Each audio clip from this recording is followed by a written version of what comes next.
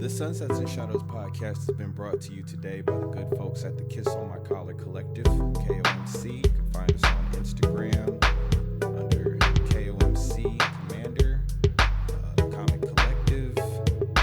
There's a lot of things you'll find it. So I'm sure I'm going to have mad advertisements for it.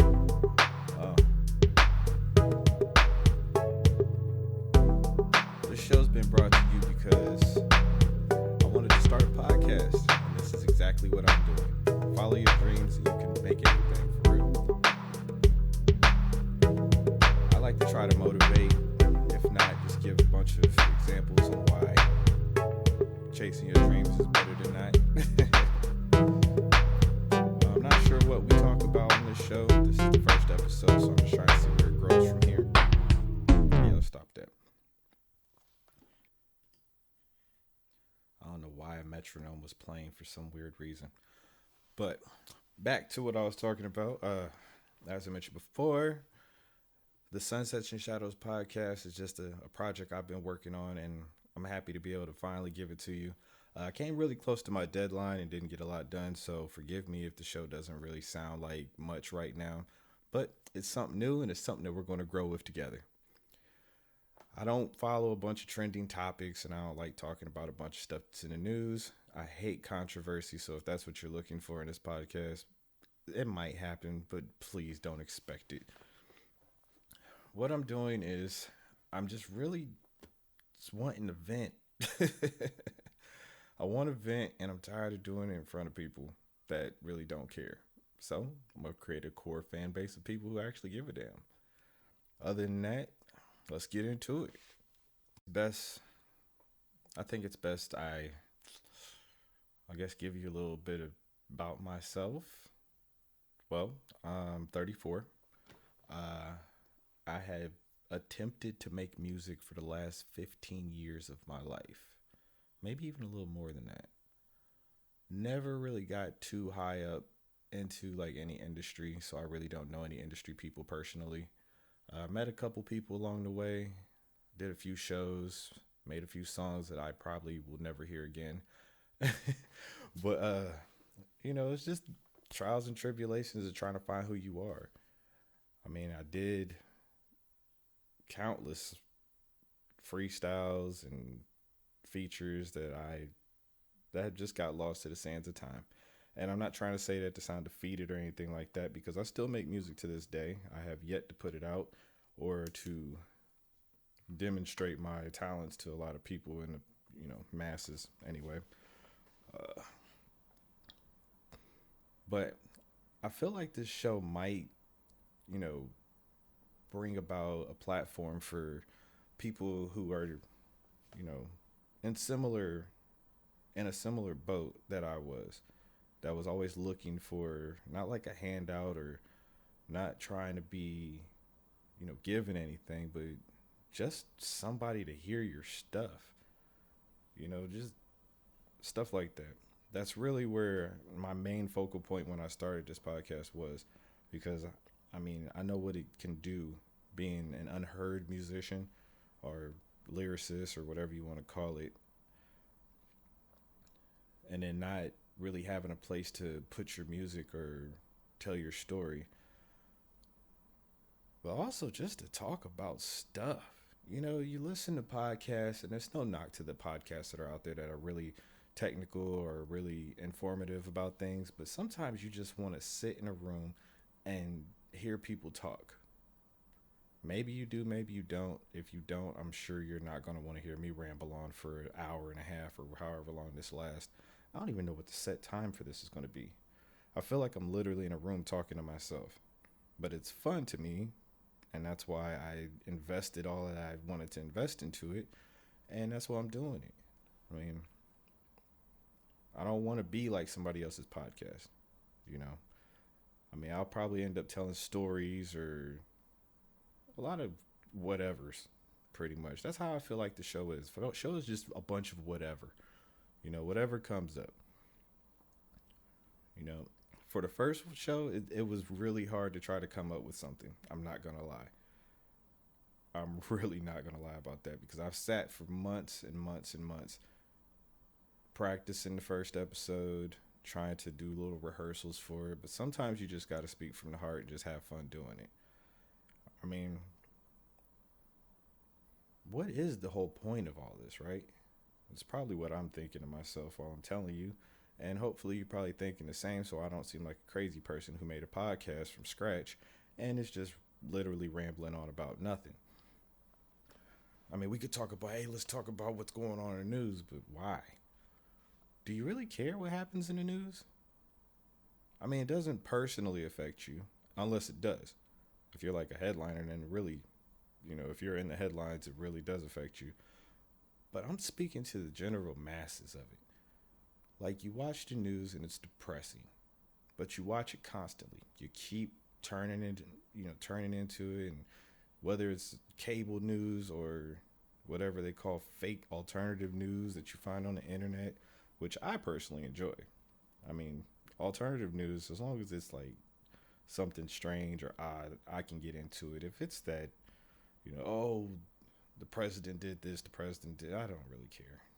I mean, because at the end of the day, we all know it's going to be whatever the unseen hand really, wants to happen in the news, and it's just to get everybody riled up. People go in with the racisms and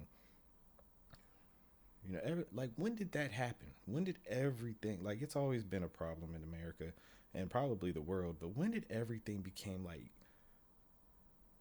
commercialized racism? When did it get to the point where now designers are trying to sell from racism? Movies are being promoted through racism. I mean, look at what's the dude, that actor? I mean, even he tried to get a raise off of a racist attack. So he says now he's got to face that. I try not to get into it too much, but it's crazy. It's just crazy to sit back and watch all these people doing, these things, and it's all racially motivated. But at the end of the day, it's to do what? To sell items. Everything is advertising. I mean, I heard what they called it, outrage advertisement, outrage marketing, something like that. That's ridiculous. What happened to just having a good product? I mean, people have been spending millions of dollars on clothes. I mean, but is buying stuff really a distraction? Like, buying meaningless stuff, is that really a distraction to keep people down? Keep people, funneling money away from families so that they can have these nice things to experience, I don't know, a weekend. Like, why do you buy a Gucci belt? Throw it on an outfit. You wear that outfit where? Go out to a club, go show off in a public place to make it look like you got money. But then you go home to an apartment, a 1-bedroom apartment that you're probably paying not as much as some apartments. And that's no knock to people who don't have, expensive luxury apartments, or if you living in, maybe a impoverished area. But like, what happened to wanting to buy your first house? Like, what happened to the idea of the dream home? These are questions that I ask myself. I have no answers, so this show is pretty much me going to be asking questions, and hopefully you guys respond via Twitter or Instagram, or you can reach me through my email, sunsets and shadows podcast at gmail. There's a lot of stuff. And I'm not very specific. I'm not very descriptive most of the time. And you'll find that. And I got to fill up a lot of time. So I'm still learning this as I go. So y'all get to grow with me. But looking back, I remember as a kid that it was always the idea of racism. Now, I grew up in a time where, yeah, racism existed, but I don't even mean to say but. Racism existed. However, we tried to live our lives like it didn't. At least that's how I came up. I had friends of all nationalities, all colors, all creeds and backgrounds. And it was just certain things you did and certain things you didn't do around them. There's certain things you can say and certain things you can't say. I mean, but I think that's just a human respect, to respect somebody's cultural background, or, whatever differences you think you may have. But what's the point of alienate yourself from. I always been somebody. How should I say it? I was always interested in other cultures, other people's backgrounds. How they lived. It wasn't that I was ashamed of mine because I'd love to share with people, the things that I experienced. But I don't compare notes as far as, hardships or things like that because what's the point of that? How are you going to get through life if you're always trying to say, oh, my life is worse than yours? Okay, what if you win? What if you do have the worst life in the world? I can wait. There ain't no trophy for it. You gonna put it on an album? What if put it on an album and that album becomes platinum? And then you always be known as the person who got the worst life in the world. But I'm sure you're never going to be that person because it's always going to be somebody that has something worse than what you had. There's always somebody that's going to, it doesn't matter if there's rich people who, you know, their parents have lost everything and then one of the parents kills themselves or, it's always something's going to be worse. And then it all boils down to perception, how you perceive it. Because you could look at like, oh, you lost all your money, from one thing, say it was Wall Street. But then you look at a household where, say the dad was a gambler, comes home one night, lost his whole paycheck, don't know how they're going to pay rent. That's a similar, experience from a different perception. There was loss involved. There was, this, that, and the other, whatever factors go into it. But does that make your life worse? Is it to is it worse for you to have lost everything and then never really had anything and lost it, or is it worse to have had everything and then lost it? Either way, you end up at the bottom again. But the way I see it is, I personally, and I don't like to state too many opinions. I know you're probably thinking, what did you podcast for? Just because it's therapeutic for me. It feels good to just talk, even if you're not talking to anybody. I could have 0 viewers or I could have 1 billion viewers. This is exactly how I feel about things, you know? And you might be able to tell I'm probably not the most educated person in the world. I use words wrong constantly, and I don't have a problem with that. I mean, I should. I should take it upon myself to be better, and I do from time to time, but I live in the same rat race that all of you live in, where you don't have time to sit down and study. You don't have time to, really, really chase your dreams the way that you want to. And eventually you will you'll figure out, that like they try to make everything so scientific, like time management. Oh, if you wake up at 1 o'clock in the morning because Bill Gates does, that you're going to get as much done as he is. No, you're not. That's true. You're not. He has a lot more going on around him that helps him become productive throughout the day. And his baby steps to get to that point. He started a lot earlier than us. I mean, I'm 34, about to be 35, and this is where I'm at in life. There's nothing wrong with it because even after 34, I'm still trying to find who I am. Some people find themselves a lot sooner. Some people don't find themselves until they're on their deathbed. But like they said, it's not the destination, it's the journey. I've experienced a lot of things and had fun doing it. I mean, I've had friends, as we all have, hopefully, and lost a lot of them. Sometimes you grow apart, you make bad decisions, and people just feel like they need to grow. You outgrow people, and sometimes people outgrow you. You go through life and you experience things and you don't get closure from them. So what's the point in holding on to these things? The hardest part is about living in the past. It's like what's that story?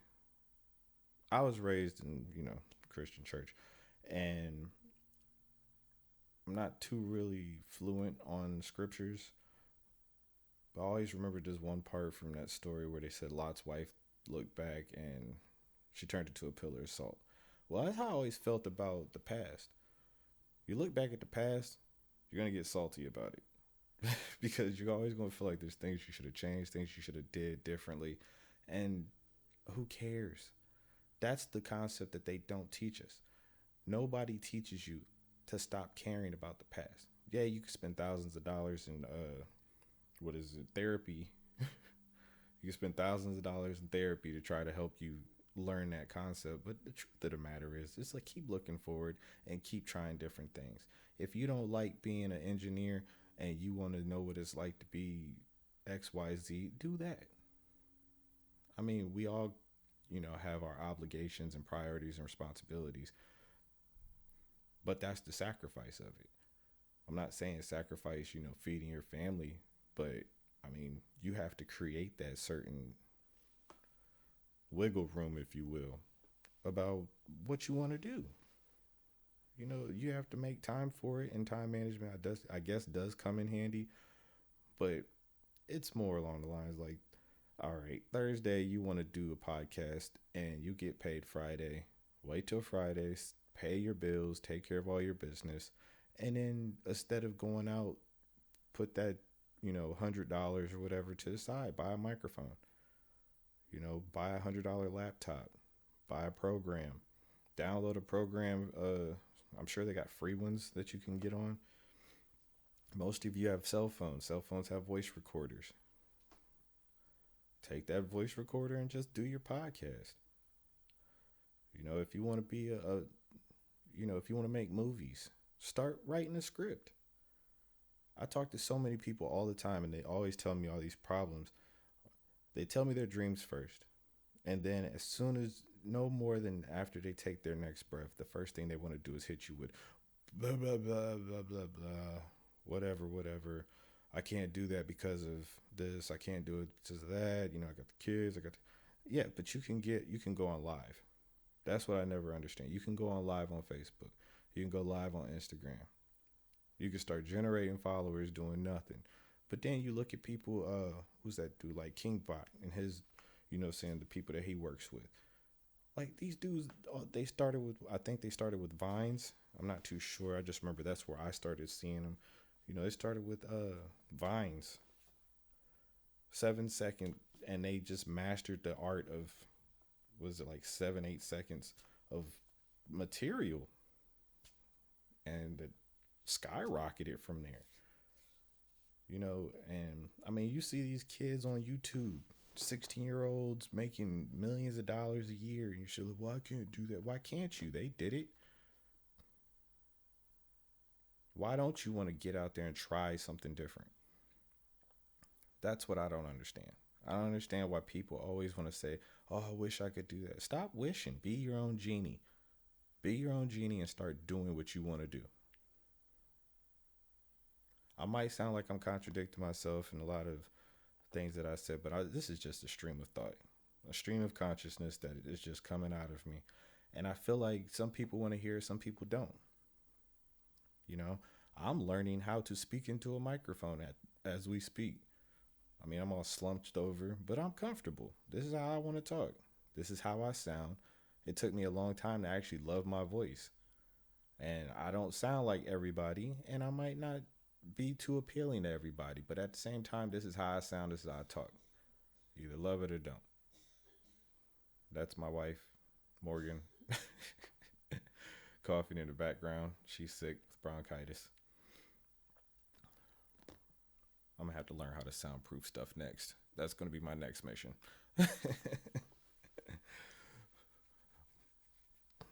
Man.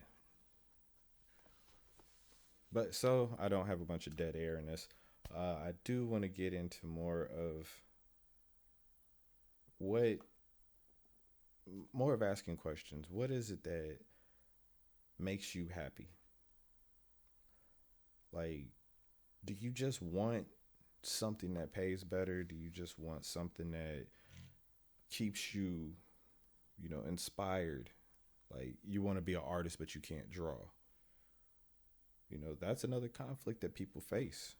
It's like we see these things, we find them beautiful and breathtaking, and we don't want to take the steps that, because we think everybody's born naturals.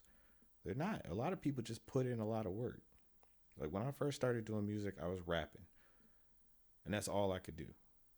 When I first started that, I couldn't put two bars together. And it was a friend of mine that and it's crazy how it happened, but we were all just sitting on a friend's porch, and he was just playing these instrumentals, and they was just rapping and rapping, and he was really nice at it. And I was blown away. And I was like, I gotta get like that. And he was like, you try. So then I said like two bars. And I think I was like trying to, I said my own words, but I think I was trying to imitate Eminem at the time. Because that's around the time when Slim Shady LP came out and it was just huge. But then he was like, you gotta keep going, you gotta keep going. I was like, I have nothing. I don't have anything. Like, why? Why would I? Like, I don't know how to keep going, keep going. You know, you're freestyle at the top of your head. I don't know all the mechanics of spitting rhymes. I just know that I've heard a lot of rhymes. But then I sat down one day with that notepad and I was just like, I gotta remember what I'm writing. So I ended up coming up with like a regimen, you know, like an exercise workout. And I would write 5 rhymes a day. And they were trash. Trust me, they were absolute garbage. But I would write 5 rhymes a day. And then I would try to remember at least three of them. And then, you know, so on and so forth. And next thing I know, the next time we were all on the porch, I would say what I said. And they, it's like people at that time, they were just so like excited that you knew how to do it that they didn't really care whether you were nice or not. You weren't on beat or anything. It's like, whoa, that's not, you know, saying you were clever, witty, or whatever. But it's the fact that you could finish it. And I think people are more excited about you starting and completing something over what the actual quality is.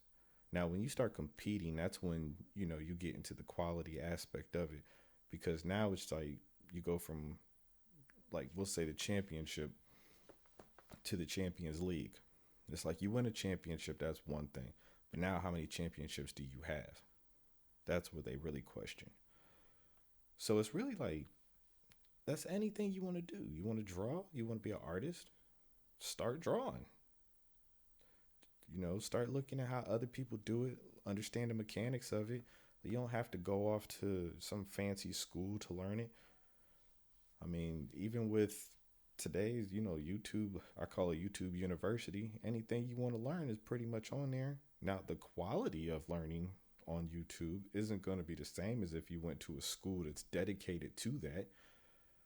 But if you don't have the time or the finances, you know, or the luxury of going to one of those schools, then that's another thing. But it's all about wanting to strive to do what it is that makes you happy, makes you excited.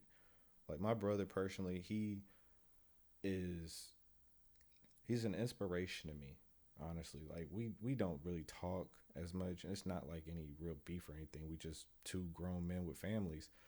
But even when we were kids, and I'll never forget when DVDs were, you know, the thing to watch. I mean, some people still watch them, but like the director's commentary, like that was a thing. That was an annoyance to me. But I would come into the living room and he'd be watching a movie and he's like, I'm like, who's that talking? He's like, Martin Scorsese.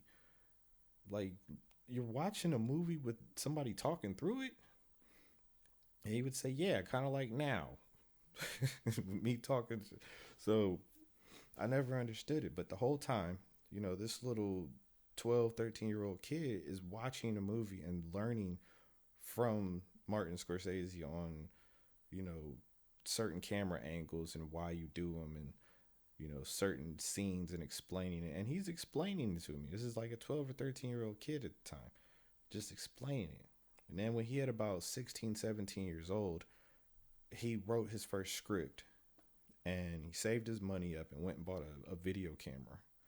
Like some cheap, I think it was like a DV camera from like a pawn shop or something like that. But he went and got this camera and then he would like have him and his friends and, you know, his friends weren't inspired, but he got him to act a little bit, you know. But then he became frustrated with it because nobody wanted to show up to the set and things of that nature. But it's crazy because now with him being older, I still look like, why don't you continue to do it? And he says I should get back into it. And it just that brings me to this point of like, when do we get to the point where something you were so passionate about, something that was so like you just would give everything to do it, becomes a. I'll get to it when I can. When did we start letting life do that to us? I know me personally, like when I was making music, and I'm not gonna say that I'm a great rapper or anything like that. I would make music and people were just completely uninterested in it. You know how like you have a friend, like a homeboy that makes a mixtape, and you really don't want to play it, but he keeps on making music. Like I was that guy. I was him, and but I was so passionate about it. I didn't care. Every time I got a chance, I would rap. I would rap and I would spit. Like I think one of my shining moments to me personally was Wyclef Jean put out the Preacher's Son album. I wasn't sure if it was his first or second solo album, but I remember he dropped the Preacher's Son album, and he was at this Easton in Columbus, and a friend of mine he found out. I didn't even know what was happening. My friend found out, and he was like, "Look, you want to be a rapper? You need to rap in front of a real rapper." And I was like, "What are you talking about?" And he was like, "Wyclef's going to be at Easton." So we get in my mom's car. I don't have a license or nothing. And we drive all the way up to Easton. And I stand in line. I take my last $20 and buy his album to get it autographed and then get a chance to be right there in front of Wyclef. So I get there, boom. Next thing I know, uh, it's like something grabbed my spine and pushed me forward and said, "Spit." And I was very polite. I said, "Do you mind if I rap for you?" And then it's like everything went black, and I had to be standing there for at least 5 minutes just freestyling in front of this man. And I'll never forget. So he's sitting there. He's like, he tells me, he said, "Bust it." So I start rapping, and I'm thinking he's autographing the CD cover. And then he was like, "Yeah, yeah, you nice, you nice. When you get your demo together, send it to me and call this number." So I looked down, and I got the number to wherever, I guess, a management company or something like that. But it was crazy. I called that number about 50 times. I think like the first 49 I just hung up, and then like the 50th time I actually like had the guts to talk to the secretary. I had the guts to talk to the secretary, and I was like, yeah, Wyclef um gave me this number and said when I get my demo together, I wanted to make sure it was a real number." She said, "Yeah, it's a real number." She said, "Do you have your demo together?" I said, "No." And I mean, I was mad young. I didn't have no access to studios, especially back then. No, home studios were unheard of, so you had to go through those. I won't say nothing bad about these guys, but the guys that actually had a studio, but they were basically just trying to get your money out you, like rush you through your sessions and stuff. And I didn't have. I mean, I was working at like Kroger's or something. I was like a bag boy. I was a bagger at Kroger's, and I wasn't financially dedicated to hip hop at the time, other than buying albums and Source magazines. Oh my God, the Source magazines! I had so many Source magazines and the hip hop quotables pasted on my wall. Man, it was mad covers, mad Source covers on my wall. It was like a shrine. But yeah, and then I started, finding different avenues. Like we would start, like my friend and I, we would start meeting these people, that had access to these things, and somewhere down the line, it just got to the point where you lose track. For me, at least, I lost track of what the actual goal was. I ended up spending 3 years in a situation recording, and then music getting deleted, and just I just started, instead of trying to rap for what my dream was, I started trying to rap to impress the people in the room, which were also other rappers. So I mean, people want to see you strive and succeed, but at the same time, people, they want to be the first one through the door. I'm not saying that they didn't have my best intentions at heart, because a lot of them supported me through this journey, and I wish I could get to talk to some of them as far as interviewing them so you could have a better insight. But for now, you got my side of the story. And, you get older and you start to, party.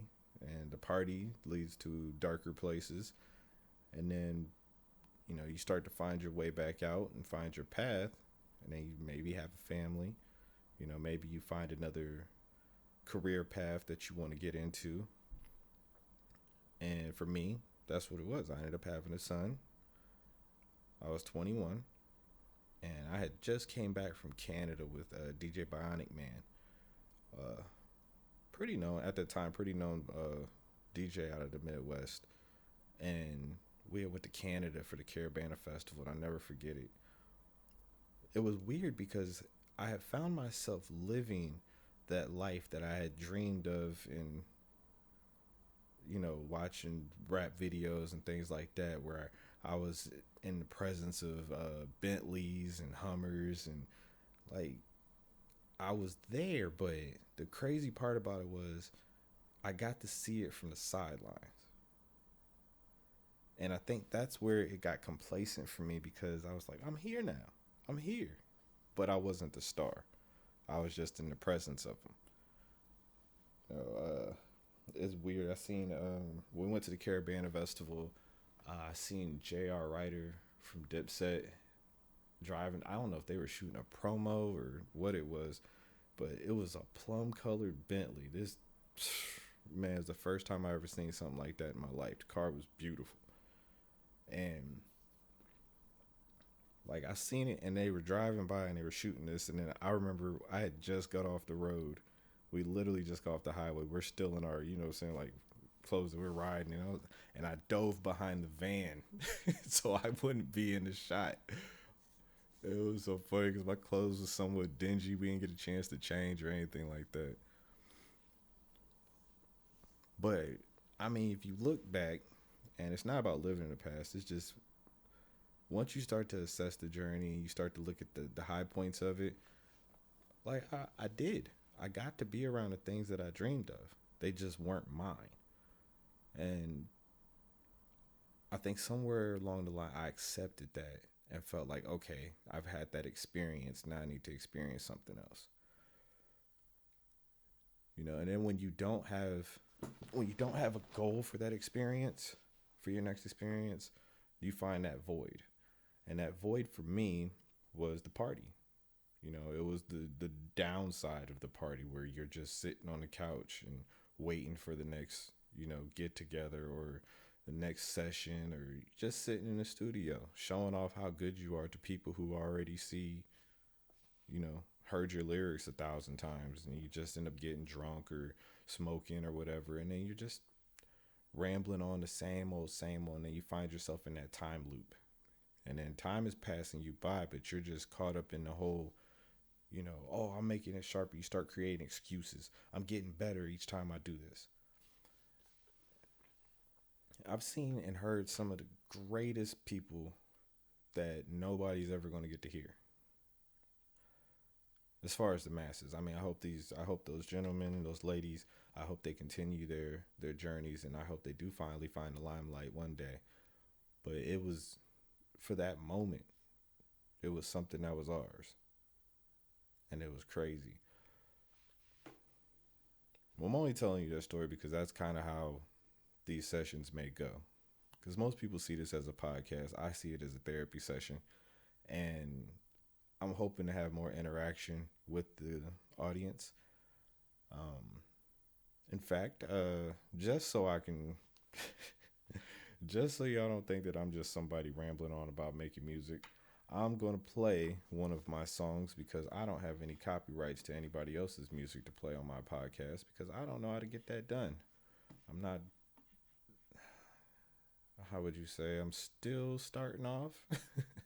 So I don't really have much for, what people legally have going on. I'm still doing a lot of research, still trying to reach out to a lot of people.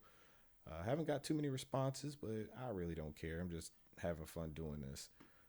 So I'm going to let you hear one of my songs.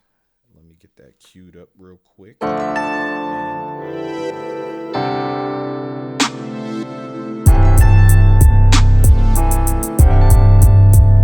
I felt lost sunsets and shadows were closer to me. I hear from the light so cold in a dream. Everything's a blur, do you know what I mean? I felt lost and my soul got cheap. The sunsets and shadows were closer to me. I hear from the light so cold in a dream. Everything's a blur, do you know what I mean?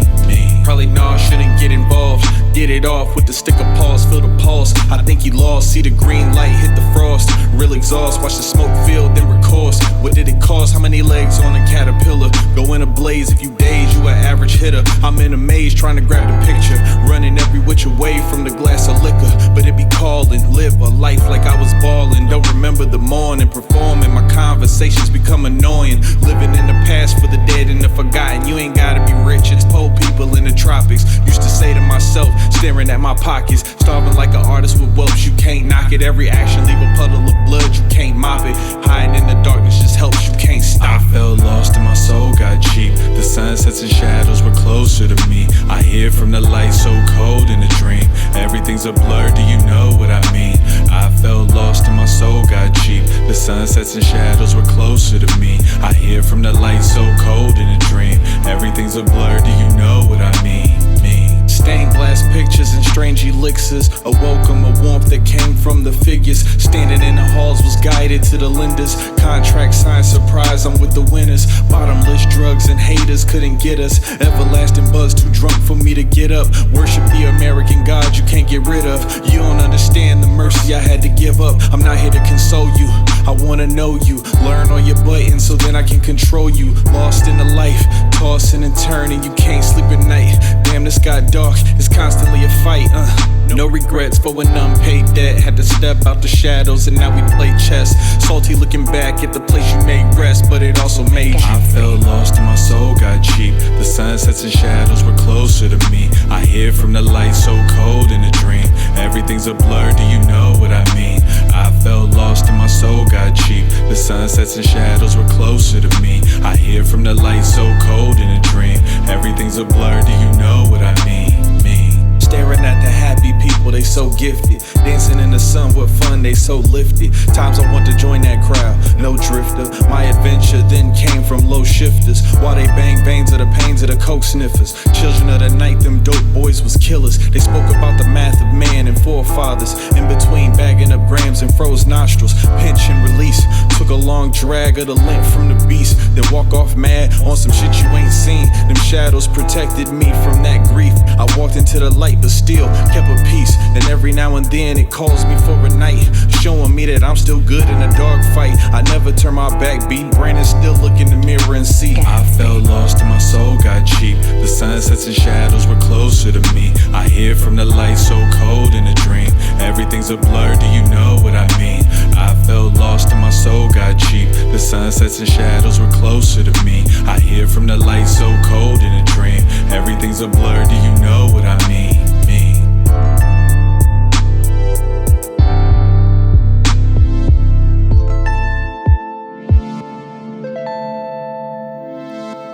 Well, that was me. That was a track that I did, I think, early last year, called Sunsets and Shadows, and it's kind of it kind of inspired the podcast to talk about the things in the song where the shadows are a representation in the song anyway, about those people that you know that were there, while I was in the darkness, while I was in my dark place or my sunken place. Or they were the ones that were there, guiding me through it, trying to, say, like, showing me life lessons, basically, the good and the bad. But yeah, that song inspired me to do that. And sorry if the song sounds moody. Like I said, I was in a dark place when I made it. But it was a song that represents, you come out of that shadow into the sunset to enjoy the light long enough before it gets dark again. So it's just really embracing that sunset. The sunset to me is one of the most beautiful things that you can watch. You could just sit in awe day after day watching the sunset over and over and over again. Sometimes, the dawn is cool too, but I don't like waking up that early. But I felt like this is a great first episode, you know, especially for somebody who don't know what they're doing. And I have a deadline to meet, so appreciate it. If you, like I said, if you want to reach out to me, you got any feedback, if you accidentally stumbled upon it or whatever, it doesn't matter because I'm still going to keep making these, hopefully weekly, if not bi-weekly. But I'm going to do my best, and I'm going to make the show better and better and better. And then eventually you're going to have to listen to me because it's all everybody's going to be talking about. You remember I said that. This is Gatsby. I want to thank you all for listening to the Sunsets and Shadows podcast. Hopefully it'll be longer next time. I really don't have much to say right now because I'm really tired and I'm ready to go to sleep. Thank you all again, and I'm gone.